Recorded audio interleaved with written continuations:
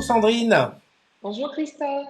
Alors merci d'être venue dans la matinale des agrumes, dans la CDZ en tout cas, pour nous expliquer un petit peu la semaine de l'engagement. Mais alors déjà, comme je le dis toujours, est-ce que tu peux te présenter, nous dire qui tu es, où est-ce que tu habites, etc., etc. Merci Christophe. Alors, je suis Sandrine Defort, je suis correspondante à handicap pour la direction Orange Antilles-Guyane. Alors, je suis basée en Martinique et mon rôle, effectivement, en tant que correspondante handicap, c'est d'accompagner les salariés qui ont une reconnaissance en qualité de travailleurs handicapés, dans ce qu'on appelle la RQTH. Pour tous les sujets liés à la compensation, donc ça passe par exemple par l'aménagement du poste de travail du salarié dans nos locaux et également à son domicile hein, en cas de télétravail. Il s'agit là de s'assurer que le salarié a tout le matériel adapté pour travailler dans les meilleures conditions. Donc mon rôle, c'est aussi de sensibiliser tous les salariés par le biais de formation et aussi d'organiser des événements comme la semaine de l'engagement. Semaine de l'engagement, j'en ai entendu parler un petit peu sur Plaza, un petit peu sur Manao, un petit peu partout. Peux-tu nous rappeler quels sont les objectifs de cette semaine? Alors, bien entendu, la semaine de l'engagement fait écho en fait à la semaine européenne de l'emploi des personnes en situation de handicap, dont l'objectif est d'améliorer l'accès à l'emploi des personnes handicapées, qui est un droit fondamental pour tous. Donc, chez Orange, il s'agit de la 13e édition. Durant cette semaine, chaque direction propose une animation qui a pour objectif de sensibiliser les salariés sur le sujet du handicap et plus particulièrement sur l'inclusion des personnes en situation de handicap au sein de l'entreprise. Donc, cette édition 2020 est assez particulière car il a fallu s'adapter au contexte sanitaire et trouver les animations appropriées. Donc, cette année, la MIH, qui est la mission Insertion Handicap, qui pilote l'ensemble des directions, nous a proposé plusieurs animations accessibles depuis le site Handicap Action, telles que l'apprentissage à la langue des signes.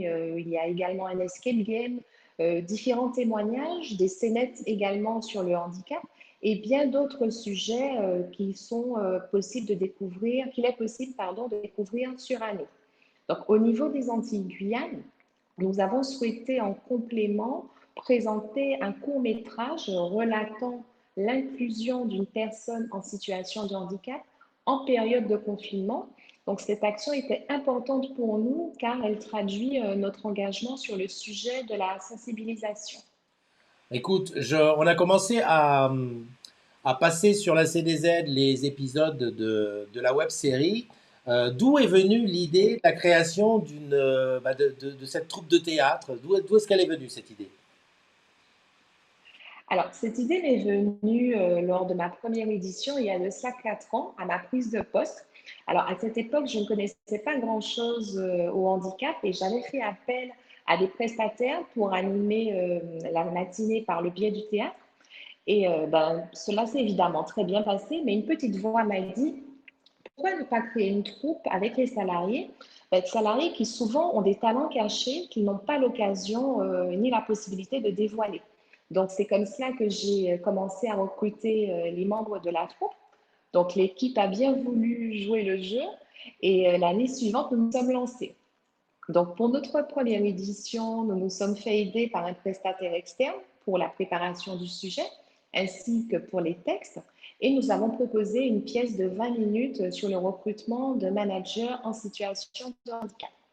L'année suivante, c'est une année qui restera gravée dans ma mémoire car nous avons pris le pari de jouer une comédie musicale signée. Et cette fois, nous étions auteurs, réalisateurs, chorégraphes, chanteurs, puisque dans l'équipe, il y a tous ces talents. Donc, Jackie Rapon, qui travaille à l'agence entreprise, est un chanteur connu aux Antilles et aussi à l'international. C'est lui qui s'est inspiré de l'histoire et qui nous a transportés par ses chansons dans chacune des scènes. Et il y a également Yanis Lucré, qui est chorégraphe et président d'un ballet en Martinique, qui nous a entraînés pour les chorégraphies, puisque nous avons dansé.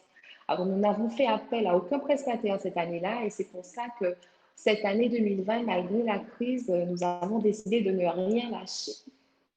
Je te confirme que chez les agrumes, en tout cas chez les salariés d'Orange, il y a énormément de talent. Moi, j'en découvre tous les jours au cours de mes pérégrinations. Et j'en profite d'ailleurs pour rappeler qu'en ce moment, on a la saison 2 de On est ensemble, qui est un live musical le soir à partir de 21h, tous les soirs, tant qu'on est. Oh. Justement, à propos de confinement, comment vous avez réussi à néanmoins faire tous ces tournages alors que la période ne s'y prête pas tellement? Alors, c'est vrai que depuis l'an dernier, j'avais déjà pour ambition de réaliser un court-métrage qui serait diffusé peu avant la semaine de l'engagement et qui se serait clôturé par une animation en présentiel sur les 3 territoires. Malheureusement, ça n'a pas pu se réaliser, mais quand nous avons été confinés au mois de mars, j'ai douté quelques secondes sur la concrétisation du projet. Puis, je me suis dit qu'il était hors de question qu'on ne propose pas quelque chose aux salariés. Donc, comme nous étions tous confinés, nous avons tout d'abord travaillé à distance sur le projet. Et puis ensuite, j'ai commencé à travailler avec Olivier Egidius, qui lui est mon bras droit depuis le début de l'aventure, il y a 3 ans. Et puis nous avons fait des propositions à l'équipe et ce qui nous a permis de finaliser ensemble. Donc lorsque nous avons pu regagner nos locaux respectifs, nous avons organisé des rencontres le samedi pour nos répétitions dans le respect des gestes barrières, bien sûr.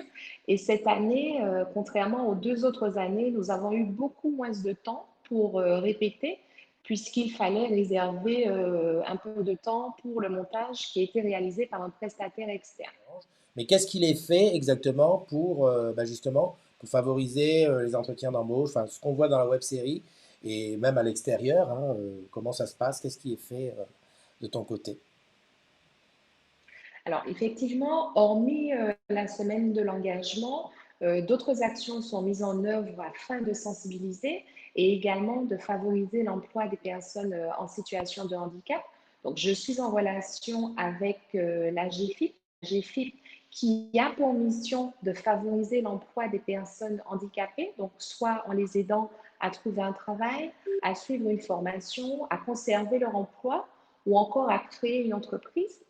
Et puis, il y a d'autres événements tels que le Diodé. Donc, le Diodé est un événement organisé par le gouvernement. Donc, il s'agit de la rencontre d'une personne en situation de handicap avec un salarié et de la découverte de son métier durant une journée. Donc, ce qui est intéressant, c'est que suite au Dieu D de l'année dernière, donc 2019, nous avons pu accueillir plusieurs personnes sur les 3 départements et cela nous a permis de recruter une personne en Guadeloupe qui avait pu travailler avec un salarié pendant une journée. Donc, il y a cette action-là et puis il y a également une autre action qui est organisée par le Cap Emploi qui s'appelle Un jour, un métier en action. Donc, c'est un petit peu le même principe que le Diodé, sauf que c'est un événement qui peut être organisé tout au long de l'année. Et puis, il y a aussi, pour terminer, le partenariat avec les établissements et services d'aide par le travail qu'on appelle les ESAT, qui, eux, recrutent des salariés handicapés. Donc, ce sont des salariés qui ne peuvent pas travailler en milieu ordinaire.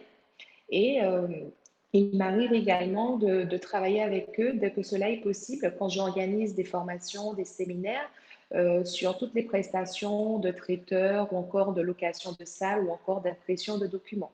Donc, ce sont des actions qui contribuent à l'emploi de ces personnes.